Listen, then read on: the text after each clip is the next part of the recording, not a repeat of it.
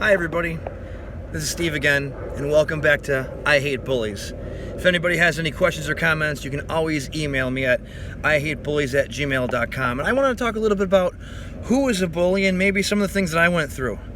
I remember the first time I actually fought back, because I was like 6 years old. There was a kid on the block that was a jerk, and I was like the nicer kid, and I couldn't understand why he behaved that way.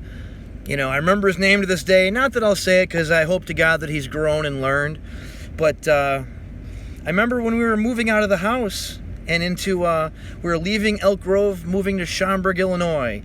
And that's Elk Grove, Illinois, not California, where I am now. And anyways, he was throwing all the boxes and stuff that my parents had in the garage. And I just got so mad, my little 6-year-old self blasted him in the face. I didn't know how to throw a punch, but he went home crying, and wow, did I feel good. I didn't hurt him. I was 6. I couldn't do any damage, but, for a kid, whoa, traumatic, right? And the next time I really got bullied, I think I was in first grade too, and it was 2 third graders. And I remember telling some of my friends about it. We're like, we're going to go around the playground and find them. We didn't, thank God. We were little. What were we going to do, right? And my other real bully in my life was my cousin Ken. He was always 2 years older than me. He was older. He was more mature. He was bigger. And he was kind of a jerk. He pretty much bullied me till I was like 16, when I was finally able to present a challenge in a fight. Because now he didn't want any of that, because he wanted somebody he could easily beat, because ultimately he was a weak person. I was also bullied in the 5th grade by Mr. Brand at Collins grade school. And I remember he was teasing me in front of the whole class. So even your teacher can be a bully. And it only happened once where he did that, but how sad is that for a 5th grade teacher to be making fun of a kid because I remember to this day, somebody took my green pen. I said, that was a green pen. Somebody took it. And he starts making fun of me in front of the whole class. I'd love to see him today. Tell him how I felt. Not that I would do anything. He's an old man now. But I'd love to tell him how crappy of a person he was. And, you experience all kinds of bullies. Later in life, due to my parents' marriage kind of breaking up, my own father became my bully, who I have no relationship with to this day. He's a worthless piece of garbage. Sometimes it doesn't matter, even if they're your family. It doesn't make them good people. It doesn't mean you have to respect them. Respect is earned by everyone. And you can lose that respect, and you're probably not going to get it back. It's tough to earn respect back when somebody just doesn't respect you anymore. So, even later in life, doing jiu-jitsu, there was this guy that I actually hired to teach classes at my gym. He was essentially a mat bully. He was anybody that gave him a real challenge. This one guy at the school, Robert, super cool guy, who I miss and respect to this day back in Chicago. If he hears this video, what's up, Robert? Lyndon actually broke his arm. Robert was such a stand-up guy, I didn't find out about it for like a year and a half later. Robert never came back to the gym, and rightly so. Why would I? He even came to my classes, but he didn't ever come back to this, I don't want to name him, this dude's classes, who's a mat bully. And he really was a mat bully because he was willing to get on the mat and wrestle, but he would never kickbox with me. Whoa, no, because that's where I would win, and his ego couldn't handle that. So there's a lot of people that will always, the weakest thing in the martial arts is, you're a boxer? Let's wrestle. Rah! You're a wrestler? Let's box. Ah! I got you now. That's weak. If you can jump into the other guy's pool, you'll learn more.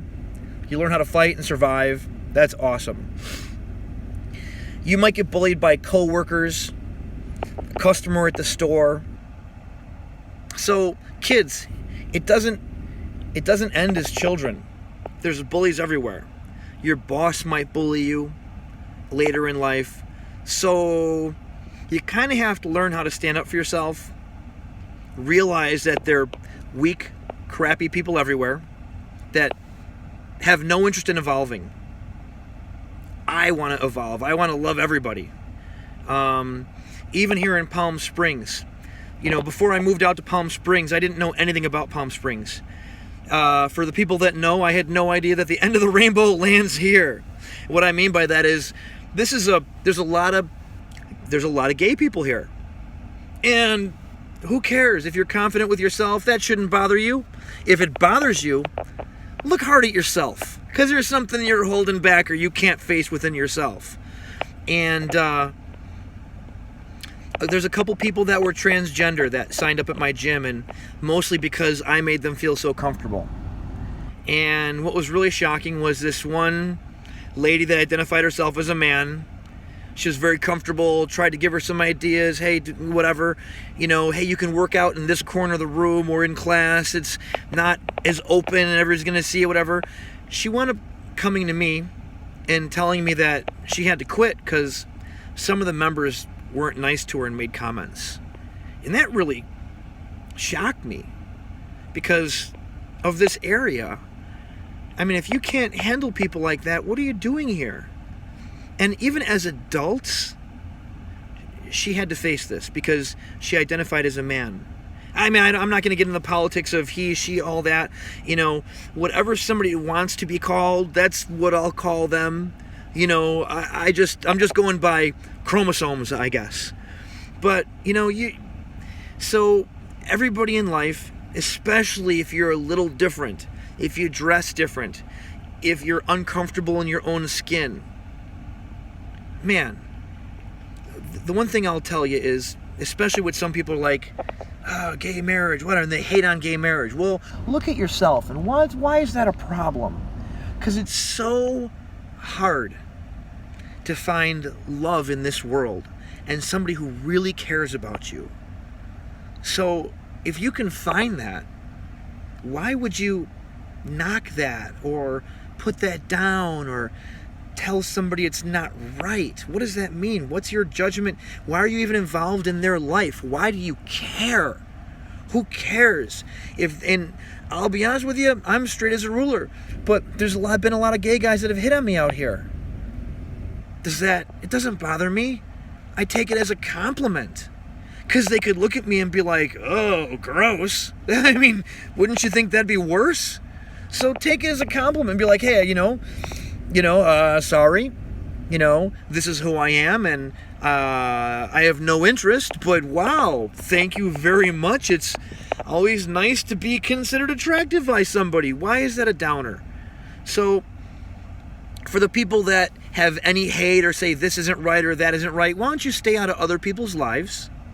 Just like the bully should stay out of your life. I hope this helps. Techniques to come. Have a nice day. I wish you all the best.